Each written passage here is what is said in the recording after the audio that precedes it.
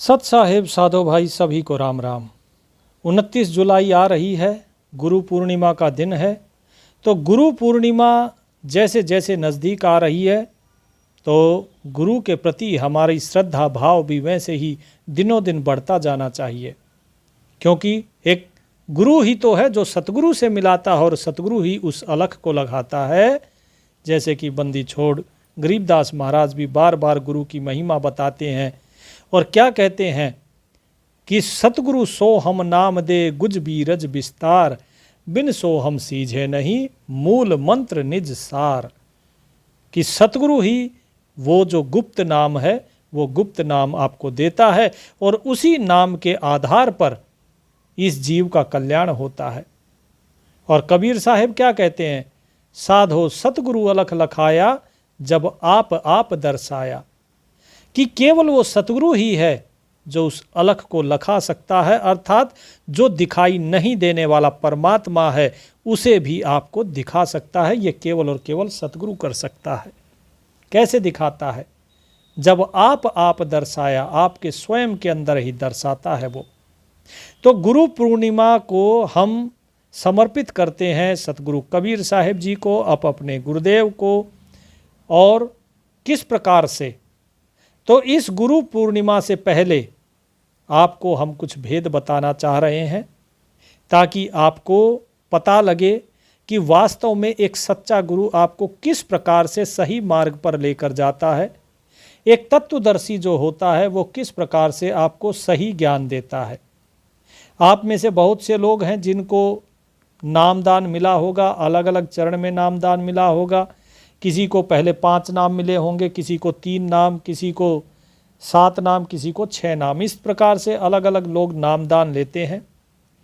वास्तव में परमात्मा एक है तो नाम भी उसका एक ही होता है, लेकिन उसको क्या बताया जाता है कि 3 विधि के द्वारा उसका सुमरन होता है। कैसे सुमरन होता है? तो एक एक का प्रमाण हम लेकर चलेंगे। वेदों का प्रमाण भी लिया जाएगा और जो उपनिषद हैं उनका भी प्रमाण लिया जाएगा। इतना ही नहीं, कबीर साहब की वाणी का प्रमाण होगा, गरीबदास महाराज की वाणी का प्रमाण होगा, गीता का प्रमाण होगा, रामायण का भी प्रमाण होगा, हर चीज का प्रमाण होगा। लेकिन ये प्रमाण केवल यही बताता है कि भाई 3 बारी में नाम क्यों दिया जाता है। जिस प्रकार से गीता में श्री कृष्ण ने बिल्कुल स्पष्ट कहा है। क्या कहा है? गीता के 17वें अध्याय के 23वें श्लोक में कहते हैं, ओम तत्सत इति निर्देशो ब्रह्मणस्त्रयविधा स्मृत। अर्थात ओम तत्सत। ये ऐसे 3 विधि के द्वारा उस ब्रह्म का सुमरन किया जाता है।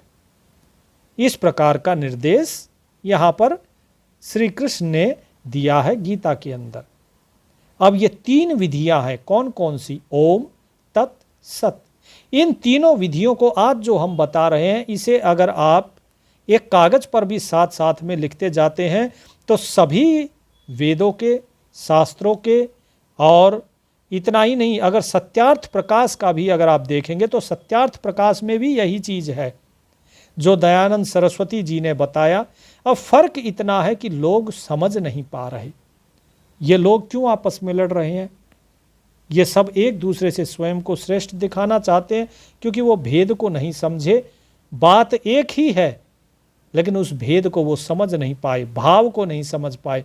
और जब व्यक्ति भाव को नहीं समझ पाता तो केवल शब्दों में अटक जाता है। और सत्य तो ये है कि चाहे वेद पाठी हो, चाहे ब्राह्मण हो। ब्राह्मण कौन?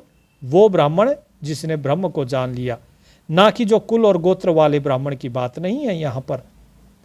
अष्टावक्र जी कहते हैं, यो वा एतत् अक्षरम विदित्वा अस्मान लोकात् प्रेति स ब्राह्मणा। यही चीज कौन कहते हैं? ऋषि याज्ञवल्क्य भी कहते हैं। तो दोनों ही यही चीज कहते हैं और दोनों ही वेद के युग के हैं। तो क्या कहते हैं ये? कि जो श्री कृष्ण ने कहा कि ओम तत्सत, कि ये 3 विधियां हैं। अब बंदी छोड़ गरीबदास महाराज क्या कहते हैं? बंदी छोड़ गरीबदास महाराज कहते हैं, राम नाम जप कर थिर होई, ओम सोहम मंत्र दोई। कि भाई परमात्मा का नाम सुमरन करके और स्थिर हो जाओ। ये जन्म मरण के चक्र में जो आप घूम रहे हो, ये घूमना बंद कर दो और स्थिर हो जाओ। स्थिर कैसे होंगे? परमात्मा का नाम सुमरन करके। परमात्मा का नाम सुमरन किस प्रकार से किया जाता है? कि ओम सोहम मंत्र दोई, कि ओम और सोहम ये दो मंत्र हैं, इन्हीं के माध्यम से। अब देखिए यहाँ पे दो बता दिए, बंदी छोड़ गरीबदास महाराज ने यहाँ पे दो चीजें बताई हैं, लेकिन विधियां तो तीन हैं, तो तीसरी क्या है? तो तीसरी बंदी छोड़ गरीबदास महाराज कहते हैं कि सोहम ऊपर और है सत सुकृत एक नाम, कि सोहम के ऊपर भी एक नाम है। क्या? सत्य सुकृत, ये नाम उसके ऊपर भी है। तो यानी कि कितने हो गए? तीन हो गए, ओम, सोहम और सत्य। यही चीज कई जगह सत्यम भी आपको लिखी मिलेगी। तो यहां पे बंदी छोड़ गरीबदास महाराज ने ये तीन चीजें बता दी। देखिए गीता में भी तीन लिखे और यहां पर बंदी छोड़ गरीबदास महाराज ने भी तीन कहे। अब इसके बाद फिर हम चलते हैं रामायण की तरफ। तो रामचरितमानस में क्या बताया गया है? तो रामचरितमानस में जब अरण्य कांड में आप आते हैं तो अरण्य कांड के अंदर एक दोहा आता है। क्या कहते हैं? कि उभय बीच सिय सो हई कैसी, ब्रह्म जीव बीच माया जैसी। कि जिस प्रकार से श्री रामचंद्र जी को वनवास मिलता है, कहाँ राज्याभिषेक हो रहा था और कहाँ उन्हें वनवास मिल गया, क्योंकि समय का कोई भरोसा नहीं होता। और जब वनवास मिला, वो वन में जा रहे थे, तो आगे आगे श्री राम चल रहे हैं, पीछे लक्ष्मण जी चल रहे हैं और बीच में सीता जी चल रही हैं। तो इन दोनों के बीच में जब सीता जी चल रही हैं तो क्या उपमा बताते हैं कि दोनों के बीच में श्री जानकी जी कैसी सुशोभित हो रही है।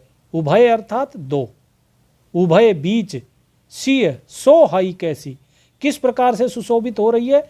कि ब्रह्म जीव बीच माया जैसी, कि जैसे ब्रह्म और जीव के बीच में माया। तो यहाँ पे ब्रह्म कौन है? यहाँ ब्रह्म है परमात्मा। तो ध्यान से समझिए, यहाँ क्या आया? यहाँ पे आया है ब्रह्म, जीव और माया, तीन चीजें। अब देखिए माया क्या है, इस माया को समझिए। माया होती है वो जो घटती है, बढ़ती है, जो उत्पन्न होती है और नष्ट होती है, ह्रास होता है जिसका, यानी कि घटना, बढ़ना, पैदा होना, नष्ट होना और बदलना, छोटी बड़ी होना, ये सब है माया। तो और जो ब्रह्म है और जीव है, ये ना घटता है ना बढ़ता है, ये हमेशा ऐसा ही रहता है। तो ये तीन चीजें हो गई, ब्रह्म, जीव और माया।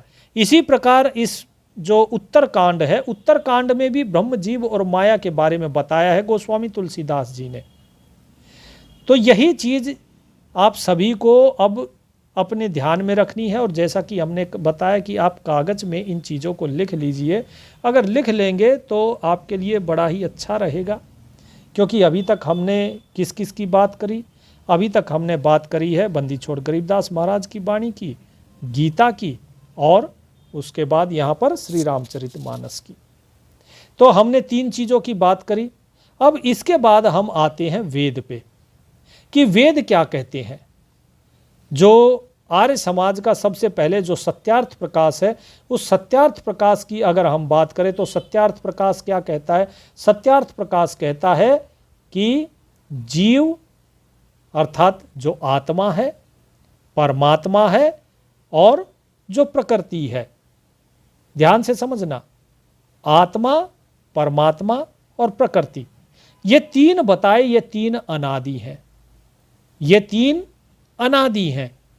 तो यहाँ पे तीन स्थितियां बता दी। तो अब इनको हम जोड़कर देखें तो जहाँ पर श्री कृष्ण ने कहा ओम, वहीं पर जो बंदी छोड़ गरीबदास महाराज है उन्होंने भी उसको क्या कहा? ओम। अच्छा, उसके बाद फिर रामचरितमानस में उसे क्या कहा गया? माया। और उसके बाद फिर जो सत्यार्थ प्रकाश है उसमें क्या कहा गया? प्रकृति। उम्मीद करता हूं इन चारों में ये सारी चीज़ें एक जैसी हो गई होंगी। अच्छा, इसके बाद फिर आप लीजिए अगली चीज कि बंदी छोड़ गरीबदास महाराज कहते हैं सोहम, और रामचरितमानस क्या कहता है? जीव। और श्री कृष्ण क्या कहते हैं? तत्व। और उसके बाद जो सत्यार्थ प्रकाश है, सत्यार्थ प्रकाश क्या कहता है? सत्यार्थ प्रकाश उसको कहता है, जो आर्य समाज है उसको कहता है आत्मा। उम्मीद करता हूं यहां तक सब कुछ सही चल रहा होगा। अब इसके बाद आता है असल में जो तीसरी विधि है, जो तीसरी स्थिति है, वो है सत्य की। अब यह सत्य क्या है? तो सत्य केवल एक ही चीज होती है और वो है परमात्मा, जो हमेशा से था, है, रहेगा, जो शाश्वत है। इसीलिए श्री कृष्ण ने क्या कहा? तीसरी विधि सत्य। बंदी छोड़ गरीबदास महाराज ने क्या कहा? सत्यम। और जो रामचरितमानस है, रामचरितमानस में क्या कहा गया? सत्य को ब्रह्म कहा ना, ब्रह्म जीव बिच माया जैसे, तो ब्रह्म कहा गया है। और उसके बाद जो ये है अपना सत्यार्थ प्रकाश, सत्यार्थ प्रकाश में उसे कहा गया है ईश्वर, या फिर कह लो परमात्मा। अब आते हैं इन चारों से परे वेद के ऊपर कि वेद क्या कहते हैं, वेद क्या भेद बताते हैं, कि क्या वास्तव में वेद कुछ और बताते हैं या कुछ गलत, और कहाँ है ये वेद के अंदर। तो वेद के अंदर इस चीज का प्रमाण अलग अलग जगह पे मिलता है। सबसे पहले हम लेते हैं ऋग्वेद। ऋग्वेद के पहले मंडल के 164वें सूक्त में मंत्र संख्या है 20। और उसके बाद फिर उपनिषद लेते हैं।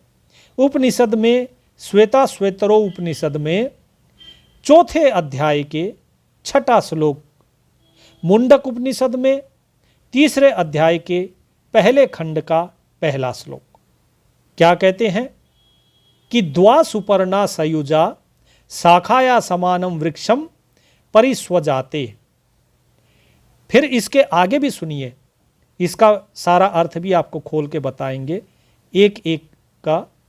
पहले तो पहली लाइन का बता देते हैं। पहला जो आधा श्लोक है कि द्वा सुपर्णा, द्वा का अर्थात है दो, सुपर्णा का अर्थात है पक्षी। ठीक है जी। सयुजा सखाया, तो ये जो सयुजा सखाया, समानम वृक्ष, समानम वृक्ष का मतलब है कि संसार के एक वृक्ष के समान। तो इसका कहने का मतलब ये है कि ये जो संसार है एक वृक्ष के समान है, इस वृक्ष के समान, और इसके ऊपर बैठे हैं दो पक्षी। ठीक है जी। तो ये वृक्ष है क्या? ये वृक्ष है जगत या प्रकृति। इस जगत और प्रकृति के अंदर दो पक्षी हैं। वे दोनों पक्षी कौन है?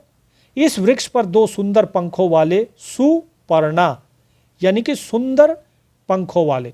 तो सुंदर पंखों वाले ये जो दो पक्षी हैं, ये है जीव और ईश्वर। ये जीव और ईश्वर मित्र भाव से साथ में रहते हैं। आप, उम्मीद कर रहा हूं अभी तक तो आप सारा भेद समझ रहे होंगे। इसके बाद असली खेल शुरू होता है, जहां से भ्रम पैदा करता है काल। काल जीवों को कैसे फंसा लेता है, वो सारा भेद अब यहां पर समझ में आएगा आपको।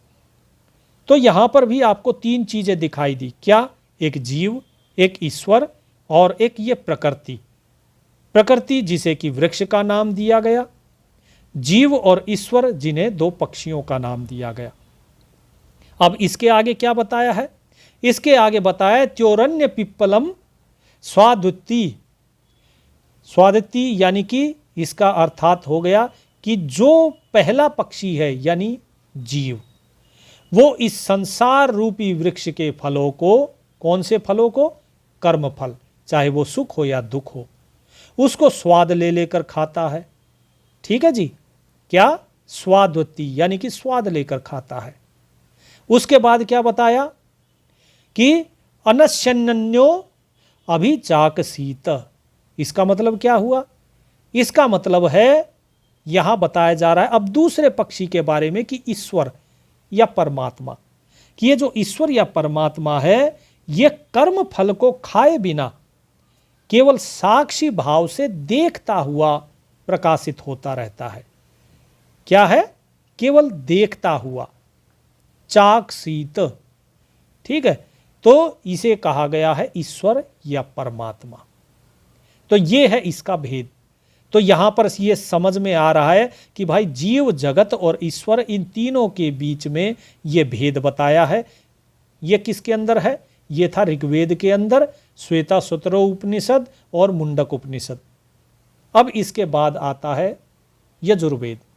यजुर्वेद के अंदर भी जो 40वां अध्याय है, उसके अंदर उस यजुर्वेद से निकला जो ईश्वास्वरूप उपनिषद है, तो उसमें क्या लिखा है? ईशावास्योपनिषद के अंदर भी लिखा हुआ है, ईशावास्यमिदं सर्वं यत्किंच जगत्याम जगत तेन त्यक्तेन भुजिथा मा गृधः कस्य अस्विद भनम। कि इस परिवर्तनशील जगत में जो कुछ भी चेतन या अचेतन है, ध्यान से समझना, बाद में भटक नहीं जाना। अभी तक तो मैंने बताया ना, सब अलग अलग 3 बताए। अब आगे क्या बता रहे हैं कि इस परिवर्तनशील जगत में जो कुछ भी चेतन या अचेतन, अचेतन माने जड़, वो सब ईश्वर से व्याप्त है। वो सब ईश्वर से व्याप्त है, यानी कि कण कण के अंदर ईश्वर है। ये प्रमाण दिया जा रहा है आपको। इसीलिए त्याग पूर्वक क्या बताया? तेन त्यक्तेन भुंजी था मागृध कश्य अस्विधनम। कि त्याग पूर्वक इसका भुंजी था, यानी कि भोग करो, और मागृध, मां माने नहीं, किसी के धन का लोभ मत करो, किसी दूसरे के धन का लोभ नहीं करना। और इसी अध्याय में ही आगे जीव के स्वरूप का भी वर्णन करते हुए कहा गया है कि जो जीव सब भूतों में परमात्मा को और परमात्मा में सब भूतों को देखता है, वो कभी शोकाकुल या मोह से ग्रस्त नहीं होता।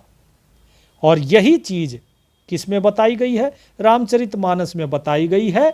कहाँ पर बताई गई है? ये बताई गई है जब सबरी माता को श्री राम उपदेश देते हैं नवधा भक्ति का, तो क्या कहते हैं? सातम सम मोहिमय जग देखा, मोते अधिक संत करी लेखा। कि 7वां समान रूप से सारे जगत को मेरे अंदर जानो और मुझे सारे जगत के अंदर जानो, और मेरे से अधिक संतों की वाणी को मानो, संतों की बातों को मानो। तो यहां पे उम्मीद करते हैं आपको एकता आती हुई दिखाई दे रही होगी कि भाई पहले अलग अलग बताया, उसके बाद एकता। अब इसके बाद यजुर्वेद की बात हो गई, ऋग्वेद के मंडल 1 की बात हो गई। अब ऋग्वेद का एक पुरुष सूक्त है, अध्याय 10 का 90वां। तो उसमें क्या है कि पुरुष अवेदम, क्या बताया? पुरुष अवेदम सर्व यद्भूतम यच्च भव्यम। इसका मतलब क्या है कि ये संपूर्ण जगत जो बीत चुका है वो भी, और जो आने वाला भविष्य है वो भी, वो सब परम पुरुष ईश्वर का ही विस्तार है। अब ईश्वर का विस्तार कैसे है? जैसे आपका सपना आपका ही विस्तार होता है।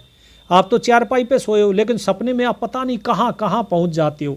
आपकी कल्पनाएं आपका ही विस्तार है। आप अपनी कल्पनाओं में, अपने सपने में, आप अपनी इच्छाओं में पता नहीं क्या क्या देखते हैं, कहाँ कहाँ पहुँचते हैं। वो सब किसका विस्तार है? वो सब आप ही का विस्तार है। आप उसका अनुभव भी करते हो। ठीक इसी प्रकार ये सारा जगत भी केवल और केवल उस परमात्मा का ही विस्तार है। इस भेद को समझिए। उम्मीद करता हूँ ये 3 ऋग्वेद के और जो दूसरा यजुर्वेद था और ईशावास्योपनिषद, श्वेताश्वतरोपनिषद और मुंडकोपनिषद, इन तीनों का भी आपको प्रमाण दिया। अब इसके बाद अंतिम बारी आती है कि सतगुरु कबीर साहिब इसके बारे में क्या कहते हैं। अब सतगुरु कबीर साहिब की बात करते हैं कि जो स्वयं सतगुरु हैं उन्होंने इस बारे में क्या कहा है और कहाँ पर कहा है। तो आपको देखना है कबीर शब्दावली, कबीर शब्दावली का शब्द नंबर 4, सतगुरु और शब्द महिमा। सतगुरु और शब्द महिमा में कबीर साहिब भेद को खोलते हुए समझाते हैं। ध्यान से सुनिएगा क्या समझाया। साहिब कहते हैं कि आप ही बीज वृक्ष अंकुरा, आप फूल फल छाया, आप ही सूर्य किरण प्रकाशा, आप ब्रह्म जीव माया। ठीक है जी, कि वो परमात्मा जो है वही बीज है, वही वृक्ष है, वही अंकुर है, वो स्वयं ही फूल है, स्वयं ही फल है, स्वयं ही छाया है। जिस प्रकार सूर्य जो होता है वो सूर्य क्या है, वही किरण है और वही उस किरण का प्रकाश है। तो यहां पे अब साहिब ने जो ब्रह्म जीव माया क्या बताया, आप ही सूर्य किरण प्रकाशा, आप ब्रह्म जीव माया, कि वो परमात्मा जो है वो स्वयं, ये आप कौन है, आप किसी शरीर का नाम नहीं है, आप किसी काल का नाम नहीं है।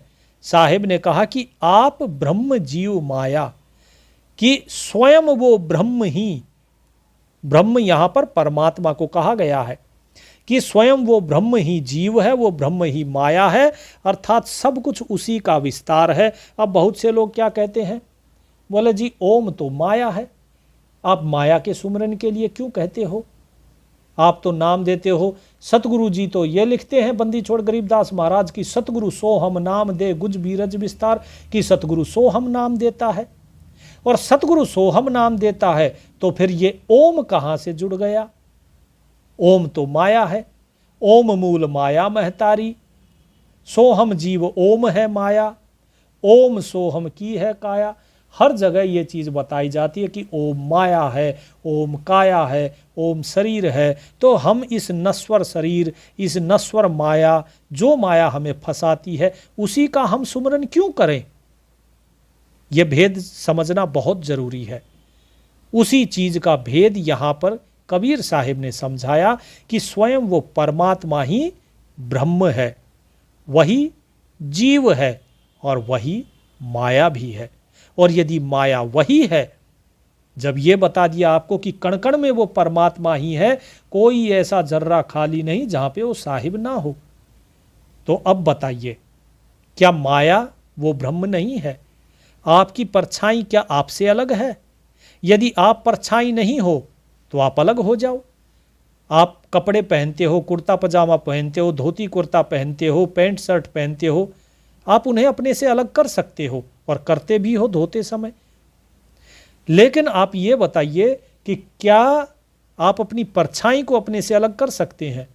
नहीं कर सकते, क्योंकि परछाई आपकी है। आप और वो परछाई दोनों एक ही हैं, दोनों अलग नहीं है, वो आप ही का अंश है। तो इसलिए पहले जो हमारे अंदर द्वैत है, तू और मैं का जो भेद है, उस भेद को मिटाने के लिए आपको ये समझना होगा कि ये माया भी उस ब्रह्म का विस्तार ही है। कबीर साहिब ने यहाँ पे क्या बताया। कबीर साहिब ने यहाँ पर केवल वो विस्तार ही बताया है। अब बात आती है 3 विधि की, कि श्री कृष्ण ने कहा ओम तत्सत, गरीबदास महाराज ने कहा ओम सोहम सत्यम, और ब्रह्म जीव माया ये बताया गया है रामचरितमानस में, और यही चीज़ जीव जगत ईश्वर, यही चीज़ बताई गई है वेदों के अंदर, यही चीज़ बताई गई है सत्यार्थ प्रकाश के अंदर। तो कबीर साहिब ने क्या कहा कि ये सब कुछ वो परमात्मा ही है। अभी तक आपने क्या देखा, आपने सिर्फ ये देखा कि ये सारी चीज़ें अलग अलग, सभी ने अलग अलग बताई। रामचरितमानस में क्या बताया कि दोनों को अलग अलग, तीनों को अलग अलग बताया, ब्रह्म जीव माया। उसके बाद फिर गीता में भी अलग अलग बताया। उसके बाद फिर आपने जो वेदों में जाना, वेदों में भी अलग अलग बताया। फिर उसके बाद सत्यार्थ प्रकाश है, उसमें भी अलग अलग बताया। तो ये अलग अलग क्यों बताए और कबीर साहिब ने एक ही क्यों बताया। कबीर साहिब ने ये क्यों कहा कि भाई वो परमात्मा जो है वही ब्रह्म है, वही जीव है, वही माया है, तो ये एक कैसे है। तो कबीर साहिब क्या कहते हैं कि अंडाकार शून्य नभ आपै, श्वास शब्द अर्थाया, निहि अक्षर अक्षर शर आपै, ब्रह्म क्या? मन जीव ब्रह्म समाया, कि ये अंडाकार जो आप शून्य देख रहे हो, ऊपर में आप देखते हो आसमान गोल है, शून्य है, उस शून्य के अंदर नभ है अर्थात आकाश है, क्योंकि उसके ऊपर तो वैक्यूम है। आप ऊपर जाओगे, अभी आकाश नीला दिखाई दे रहा है, ऊपर जाते जाओ आपको नीला रंग कहीं मिलेगा ही नहीं, धीरे धीरे वो काला हो जाएगा, लेकिन वो नीला रंग नहीं आपको दिखाई देगा। अब जब आप पार कर जाओगे और ऊपर से भी जब नीचे देखोगे तब भी आपको नीला नहीं दिखाई देगा। तो फिर ये नीला रंग कहाँ था? वो दिखता है लेकिन है नहीं। साहेब कहते हैं कि जिस प्रकार शून्य, नभ ये दोनों अपने आप ही हैं, इसी प्रकार श्वास, शब्द और अर्थ ये सब एक ही है। यानी कि केवल अज्ञान के कारण ये अलग अलग लगते हैं। तो अज्ञान को दूर करने के लिए ये तीन स्थितियां बताई। कौन सी तीन स्थितियां बताई? ये तीन स्थिति बताई है नहीं अक्षर, अक्षर और शर। शर का अर्थात है जो नाश हो जाए। तो नाशवान क्या है? माया, जिसे कहा गया ओम। अक्षर क्या है? अक्षर वो है जिसका नाश नहीं होता। वो कौन सी है? वो है तत्व, यानी कि आत्मा। और उसके बाद फिर क्या बताया गया? फिर बताया है नहीं अक्षर। नहीं अक्षर है कि जो शर अक्षर दोनों से परे है, जिसे बताया गया है सत्य, और वो है परमात्मा। उम्मीद करते हैं ये भेद आपको समझ में आ गया होगा। यहां पर ये तीन स्थितियां हैं। तो जीव जब अज्ञान में होता है, जीव जब इस संसार में होता है, तो वो क्या करता है? वो तीन परिस्थितियों में फंसा होता है, तीन बंधनों में बंधा होता है। अब ये तीन बंधन कैसे? वो बंदी छोड़ गरीबदास महाराज समझाते हैं कि है तिल के तिल भीतर 14 भुवन बनावन हारा, पिंड ब्रह्मंड रचा धरनीधर, अनंत लोक का है चैजारा। ठीक है जी। क्या है? तिल के अंदर, यानी तीन तिल में है वो परमात्मा। तो पहला तिल अहम, दूसरा तिल ओम, तीसरा तिल सत्य ओ तत्व। तत्व के अंदर जाके फिर आता है सत्य। तो इस प्रकार से ये सारा भेद बताया गया है। अच्छा, फिर क्या बताया कि अब इसके मुक्ति कैसे होगी? अब उस मुक्ति को समझिए। तो मुक्ति के लिए कबीर साहब समझाते हैं मन जीव ब्रह्म समाया। और फिर क्या कहते हैं? आत्म में परमात्म दर्शे, परमात्म में झाई, और झाई में परछाई दर्शे, लखे कबीरा साई। कि आत्मा के अंदर ही उस परमात्मा का दर्शन होता है। आत्मा के अंदर ही परमात्मा का दर्शन होता है। और ये जो भी जगत आपको दिखाई दे रहा है, झाई अर्थात झाई किसको बोलते हैं? पर्दे को। कि ये सारे जगत का जो पर्दा है, इस जगत के पर्दे में ही तो आप खोए हुए हो। कि ये सारे जगत का जो पर्दा है ये कहाँ है? ये सब कुछ परमात्मा के ही अंदर है। और सब कुछ परमात्मा है तो इस सारी झाई की, इस सारे संसार की जो परछाई है वो भी हमें दिखाई देती है। फिर पेड़ों की परछाई दिखती है, जीव की परछाई दिखती है, सपना भी दिखता है। उस सपने को कह दिया है यहाँ पर परछाई, जो कि प्रतिभाषिक सत्ता है। कि झाई में परछाई दर्शे। तो झाई क्या हो गई? झाई हो गया ये शरीर। तो आत्मा हो गया, परमात्मा हो गया, ये शरीर हो गया। तीन हो गए। शरीर क्या है? माया। आत्मा क्या है? जीव। परमात्मा क्या है? ईश्वर। और ये परछाई क्या हो गई? परछाई हो गया स्वप्न, स्वप्न अवस्था। तो साहिब कहते हैं झाई में परछाई दर्शे, लखे कबीरा साई। तो कबीर साहिब किसको देखते हैं? उस परमात्मा को। परमात्मा को देख लिया तो सब कुछ दिख गया। अलग अलग देखोगे तो कुछ नहीं दिखेगा। जिस प्रकार आप जागने के बाद सपने को तो देख सकते हो कि हाँ भाई सपने में मैं क्या क्या था, आपको सब याद रहता है, आप सपने को जानते हो, आप उसके साक्षी हो। लेकिन जब सपने में जाते हो तब आप अपने इस स्थूल शरीर के साक्षी नहीं होते। आपको नहीं पता होता कौन सो रहा है, कौन जग रहा है। इस चीज़ के बारे में आप कुछ नहीं जानते हो। तो कबीर साहब यहाँ पे भेद खोलते हैं। क्या भेद खोलते हैं?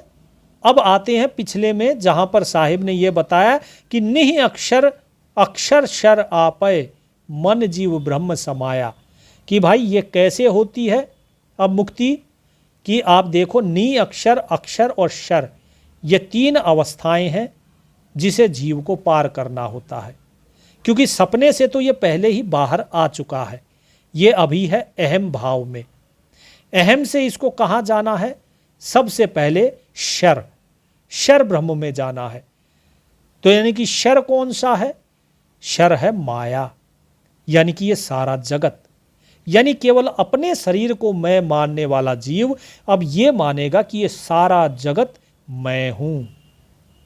तो इस सारे जगत को मैं कौन मानेगा? इस सारे जगत को मैं मानेगा मन। तो साहिब ने क्या कहा? मन जीव ब्रह्म समाया, कि सबसे पहले जो मन है ये मन सुमिरन करेगा नाम का, और ये मन जानेगा कि भाई मैं कौन हूं, कि मैं ये शर है, ये सारा जगत ये मैं हूं। उसके बाद क्या है? उसके बाद है जीव। जीव कौन हो गई? जीव हो गई आत्मा। यानी कि ये मन जब सारी चीज को समझ जाएगा कि ये सारा संसार मैं हूं, उसके बाद इस मन को अब आगे क्या समझना है कि ठीक है सारा संसार तो हम हो गए, लेकिन अब हम आगे कौन है? कि अब आगे वो जो तत्व है वो तत्व हम है। तो ये मन किस में समा जाएगा? उस तत्व में। और फिर तत्व किस में समाएगा? तत्व आगे तीसरी अवस्था में जाएगा। तो जब मन इस संसार को अपने में समा लेता है, ये समझ जाता है कि ये सारा जगत मैं हूं, तो वो शर की अवस्था में आ जाता है। और शर अवस्था से फिर जब वो ये जान लेता है कि मैं तत्व हूं, यानी कि दूसरी स्थिति में आता है, तो वो तत्व क्या है? वो है अक्षर। अक्षर यानी जिसका नाश नहीं होता। तो ये तत्व के अंदर समा जाता है, तो ये प्राप्त करता है दूसरी अवस्था को। और फिर तीसरी अवस्था कौन सी है? वो तीसरी अवस्था है निहि अक्षर। निहि अक्षर क्या है? निहि अक्षर है जो सत्य है, वो जिसे कबीर साहिब ने क्या कहा? ब्रह्म। तो मन जीव ब्रह्म समाया। तो निहि अक्षर क्या हो गया? सत्य, यानी कि ब्रह्म। तो ये मन जो है ये तत्व में समाता है, तत्व उस ब्रह्म में समाता है, और इस प्रकार से ये ब्रह्म हो गया निहि अक्षर अवस्था। और जब जीव निहि अक्षर अवस्था में आता है, तब वो जन्म मरण सारे बंधनों से मुक्त हो जाता है, वो पूर्ण ज्ञानी हो जाता है, वो स्वयं सतलोक को भी पार कर जाता है। सतलोक के आगे भी लोक हैं, और वो सतलोक से भी परे हो सकता है, उस परमात्मा के साथ एक हो जाता है। तो ये कबीर साहब यहाँ पे सारा भेद खोल रहे हैं कि किस प्रकार से ये तीन अवस्थाएं हैं। उम्मीद करता हूँ अब आपको समझ में आ गई होगी कि चाहे सत्यार्थ प्रकाश हो, चाहे वेद हो, चाहे उपनिषद हो, चाहे गीता हो, चाहे रामचरितमानस हो, चाहे बंदी छोड़ गरीबदास महाराज की वाणी हो या कबीर साहिब की, इन सातों के प्रमाण हमने आपको दे दिए कि ये सातों केवल एक ही चीज़ बताते हैं, क्या? तीन अवस्थाएं। ये तीनों अवस्थाओं की बात करते हैं, और हर एक अवस्था से पार होने के लिए आपको एक अलग विधि की ज़रूरत होती है। इसीलिए नामदान तीन विधि में दिया जाता है। अब कबीर साहिब क्या कहते हैं? कबीर साहिब कहते हैं, एक राम भय दशरथ पुत्र, एक राम जग सकल पसारा, एक राम घट घट में बैठा, चौथा राम है सबसे न्यारा। कबीर साहिब ने चार की बात कर दी, स्थितियां तीन, अवस्थाएं तीन, लेकिन चार की बात कर दी। तो चार की बात अब यहां से कैसे आ गई? तो अब ये चार अलग अलग राम हैं। इन चार राम के बारे में हम पहले भी सत्संग कर चुके हैं कि एक तो दशरथ पुत्र राम है, कि एक राम दशरथ का बेटा, एक राम घट घट में बैठा। घट घट में कौन बैठा है भाई? सभी के अंदर आत्मा रूप में बैठा है वो परमात्मा। और एक राम जग सकल पसारा, जिसने सारे जगत का पसारा किया हुआ है। वो सारे जगत का पसारा कौन है? वो है सत्य पुरुष। वो कौन है? सत्य पुरुष, सतगुरु। ठीक है जी, सतगुरु के अब सतगुरु कौन है? कबीर साहिब। सतपुरुष कौन है? वो भी कबीर साहिब। दोनों की केवल उपाधि अलग है, लेकिन वास्तव में है एक ही। जिस प्रकार आप घर में जो है किसी के पति हो, किसी के पिता हो, किसी के बेटे हो, किसी के भाई हो, उपाधियां अलग अलग है, हो तो आप एक ही। बस इसी प्रकार से। और साहिब ने कहा चौथा राम है सबसे न्यारा, कि चौथा राम वो है जो सत्य पुरुष से भी परे है, जो गुणातीत है, जो शब्दातीत है, जो कालातीत है।